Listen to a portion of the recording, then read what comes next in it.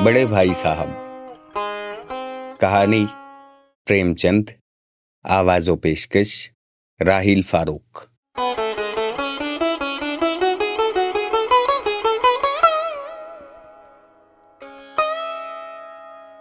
मेरे भाई साहब मुझसे 5 साल बड़े थे, लेकिन सिर्फ 3 दर्जे आगे। उन्होंने उसी उम्र में पढ़ना शुरू किया था जब मैंने शुरू किया, लेकिन तालीम जैसे अहम मामला में वो जल्दबाजी से काम लेना पसंद न करते थे। इस इमारत की बुनियाद खूब मजबूत डालना चाहते थे। 1 साल का काम 2 साल में करते थे ताकि पुख्ता हो जाए। मैं छोटा था, वो बड़े थे। मेरी उम्र 9 साल थी, वो 14 साल के थे। उन्हें मेरी तंबीह और निगरानी का पूरा और पैदाइशी हक था, और मेरी सआदतमंदी इसी में थी कि उनके हुक्म को कानून समझूं। वो बड़े मेहनती वाक़े हुए थे। हर वक्त किताब खोले बैठे रहते और शायद दिमाग को आराम देने के लिए कभी कॉपी पर, कभी किताब के हाशियों पर चिड़ियों, कुत्तों, बिल्लियों की तस्वीरें बनाया करते।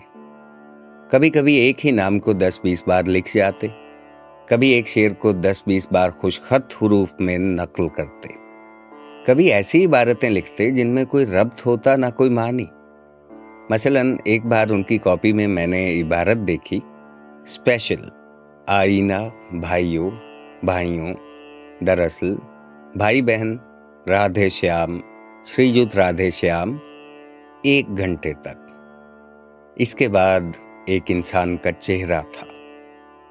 मैंने हरचंद कोशिश की कि इस इबारत में कोई मानी निकालूं, लेकिन नाकाम रहा और उनसे पूछने की हिम्मत ना पड़ी। वो 9वीं जमात में थे, मैं 5वीं जमात में। उनकी तहरीर समझना मेरे लिए छोटा मुंह बड़ी बात थी। मेरा जी पढ़ने में बिल्कुल ना लगता। 1 घंटा भी किताब लेकर बैठना बारे खातिर था। मौका पाते ही हॉस्टल से निकलकर मैदान में आ जाता और कभी कंकरियां उछालता, कभी कागज की तितलियां उड़ाता, और कहीं कोई साथी मिल गया तो पूछना ही क्या।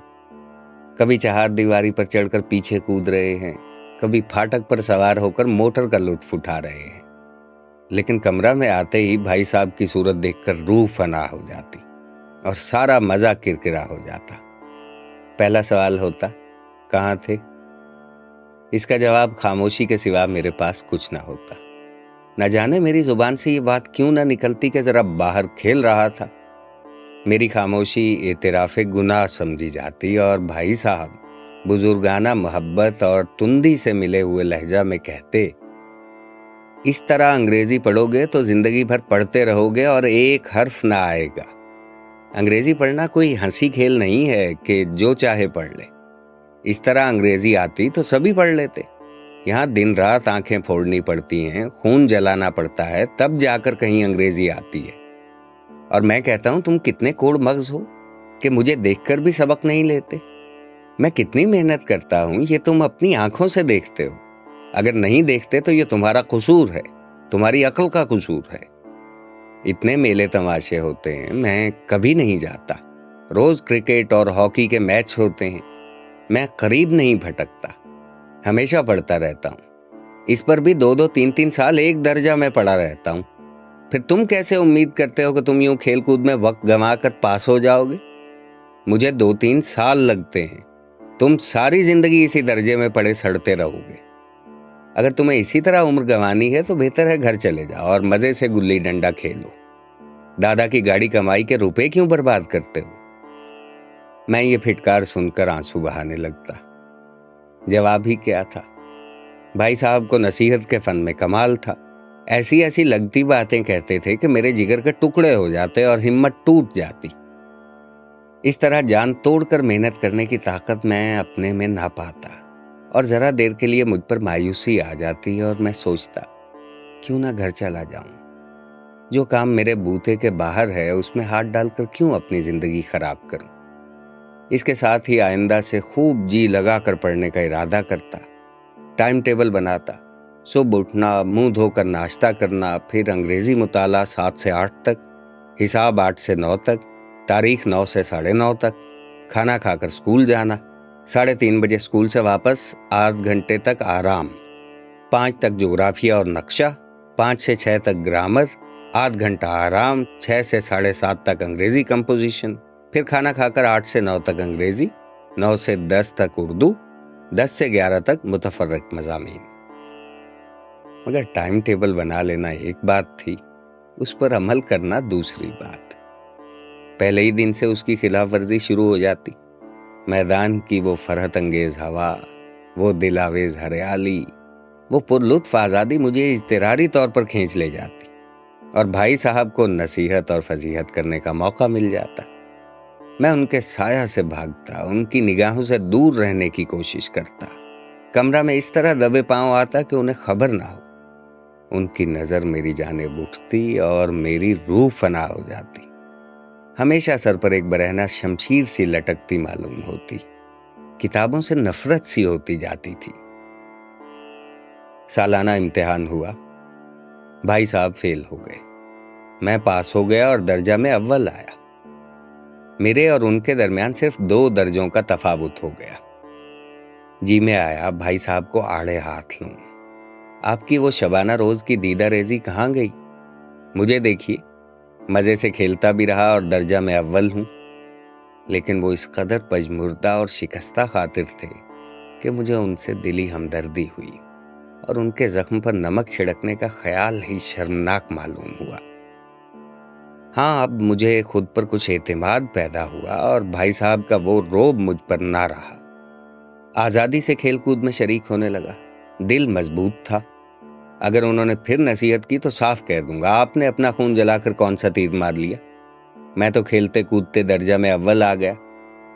जबान से ये हेकड़ी जताने की हिम्मत ना होने पर भी मेरे बुशरे और अंदाज से साफ जाहिर होता था कि मैं भाई साहब से इतना मरूब नहीं हूं। भाई साहब ने इसे भांप लिया और एक रोज जब मैं सुबह का सारा वक्त गुल्ली डंडे की नजर करके ठीक खाने के वक्त लौटा तो भाई साहब ने गोया म्यान से तलवार खींच ली और मुझ पर टूट पड़े। देखता हूं इम्साल पास हो गए और दर्जा में अव्वल आ गए तो अब तुम्हें दिमाग हो गया है। मगर भाईजान, घमंड तो बड़े बड़ों का नहीं रहा। तुम्हारी क्या हस्ती है? तारीख में रावण का हाल तो पढ़ा ही होगा। उसकी जिंदगी से तुमने आखिर क्या नतीजा निकाला? यूं ही पढ़ गए। महज इम्तिहान पास कर लेना तो कोई बड़ी चीज नहीं। असल चीज है तारीख से सबक हासिल करना। रावण सारी दुनिया का महाराजा था।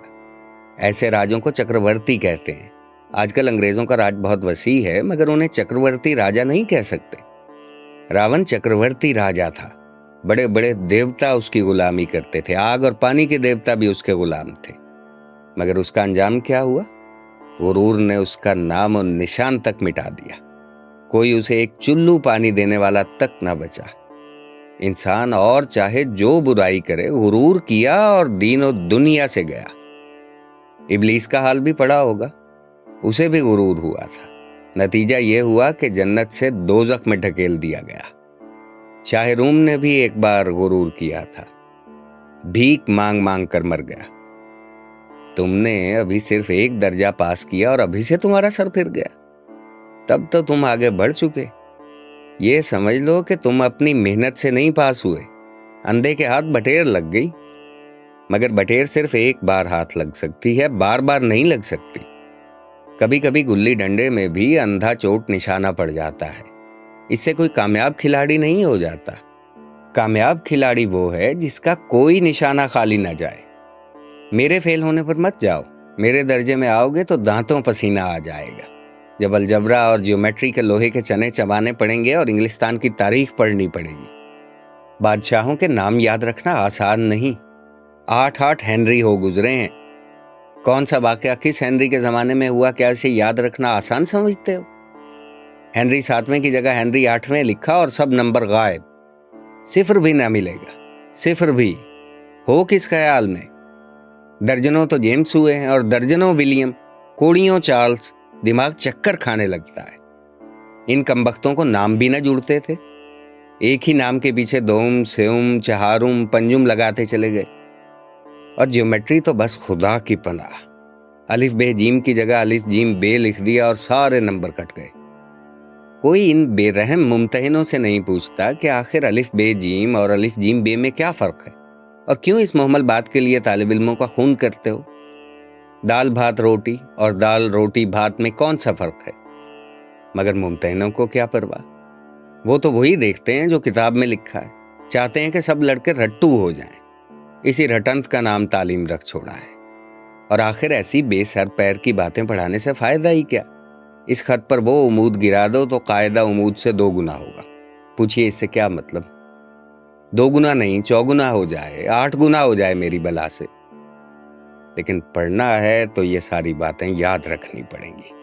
अंग्रेजी मज़ामीन लिखने पड़ते हैं। कह दिया वक्त की पाबंदी पर एक मजमून लिखो जो 4 सफ़े से कम ना हो। अब कॉपी खोले हुए उसके नाम को रोइए। कौन नहीं जानता कि वक्त की पाबंदी अच्छी बात है, लेकिन इस पर 4 सफ़े कैसे लिखिए? जो बात एक जुमले में कही जा सके उसके लिए 4 सफ़े लिखने की क्या ज़रूरत? मैं तो इसे हमाकत कहता हूँ। मगर नहीं, आपको 4 सफ़े लिखने पड़ेंगे, चाहे जैसे लिखिए, और सफ़े भी पूरे फुल स्केप साइज के। ये लड़कों पर सितम नारवा नहीं है तो क्या है? जालिम इस पर भी ये कहे जाते हैं कि इख्तिसार से काम लो। एक जरा सी बात पर तो आप 4 सफ़े रंगवाते हैं और इस पर फरमाते हैं कि इख्तिसार से भी काम लो।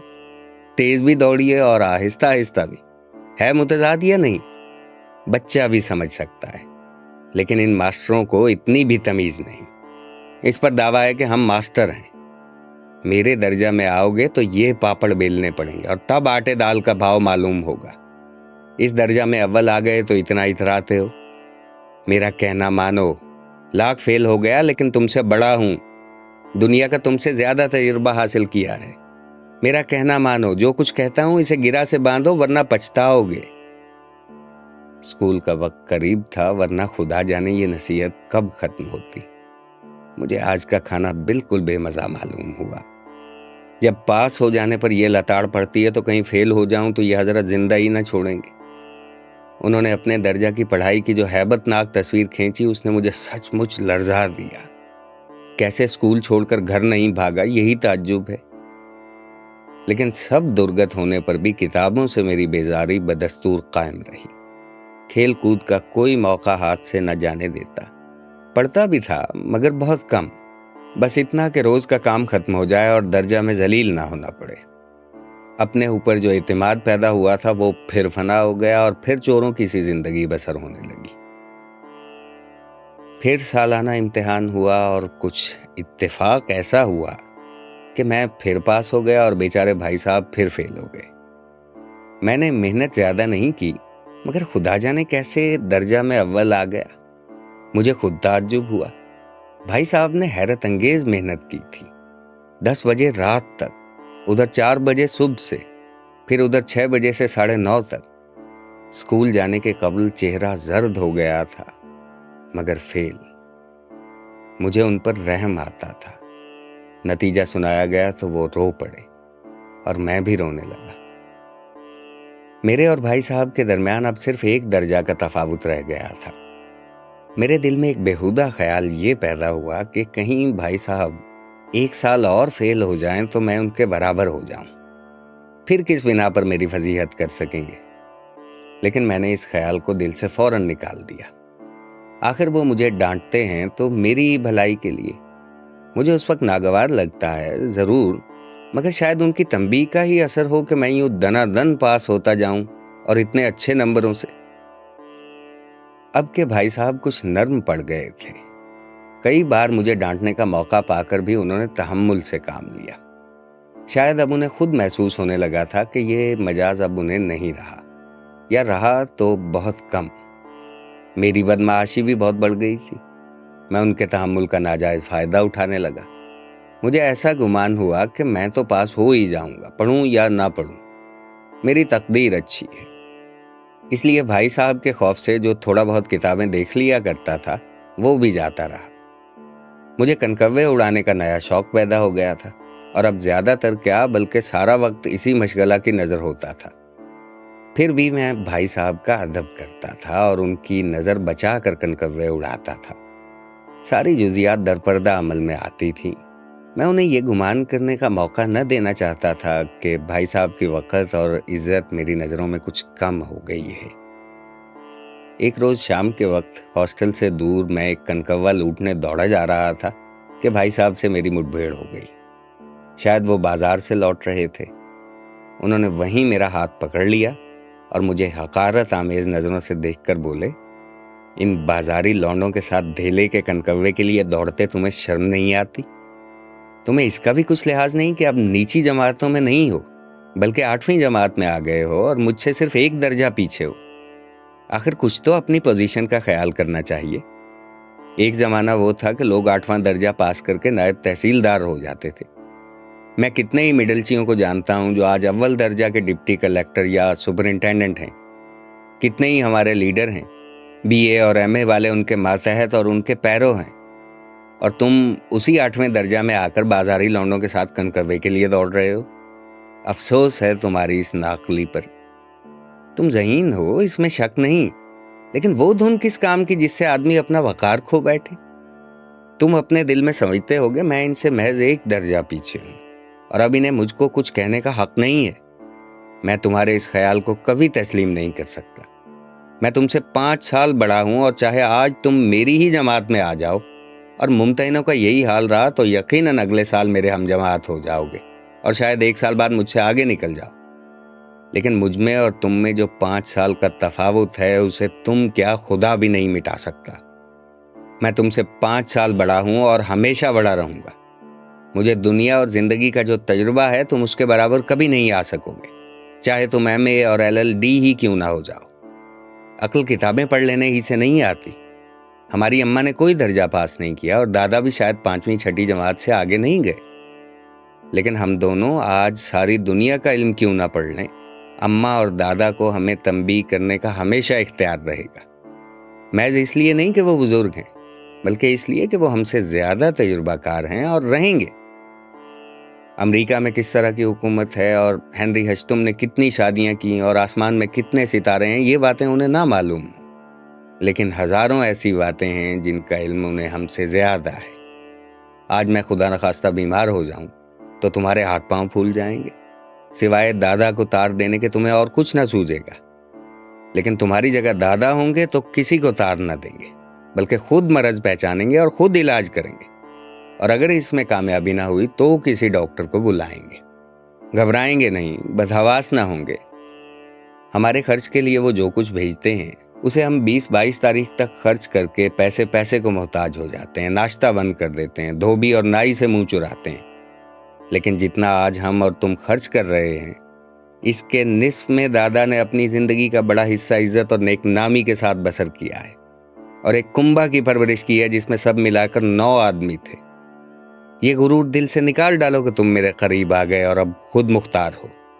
मेरे देखते तुम कभी अपनी जिंदगी बर्बाद न करने पाओगे। मैं जानता हूं तुम्हें मेरी बातें जहर लग रही हैं।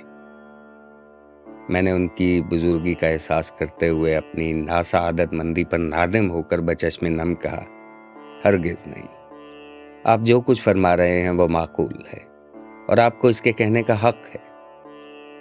भाई साहब ने मुझे शफकत की नज़रों से देखा और मुझे गले लगा लिया और बोले, मैं कनकव्वे उड़ाने को मना नहीं करता। मेरा जी भी कभी कभी कनकव्वे उड़ाने को ललचाता है। करूं क्या? खुद बेराह चलूं तो तुम्हें हिदायत कैसे करूं? ये फर्ज तो मेरे सर पर है। इत्तेफाक से उसी वक्त एक कनकव्वा हमारे ऊपर से गुजरा। उसकी डोर लटक रही थी। भाई साहब लंबे थे। उछल कर उसकी डोर पकड़ ली और उसे लिए हुए हॉस्टल की तरफ दौड़े। मैं पीछे पीछे दौड़ रहा था।